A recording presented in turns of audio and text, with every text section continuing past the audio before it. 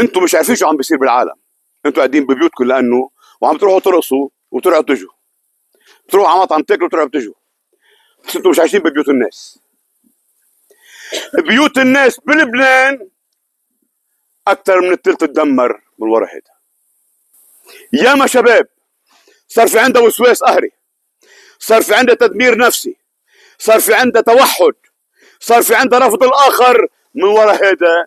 يلي الاهل بيقولوا يقبرني، ما صار بالبكالوريا لازم يكون معه التليفون، ما صار بالبروفي لازم حبيبي، واللي عمره 3 سنين يقبرني شو بيفهم بيعمل التليفون هيك.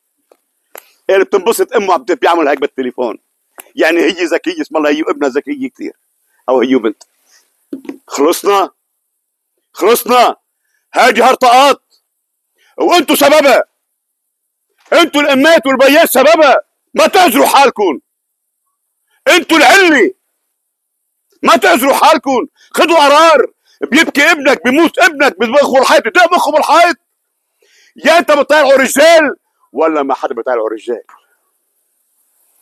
ابونا شو عم تحكي؟ خلص حل عنا، تعبتنا.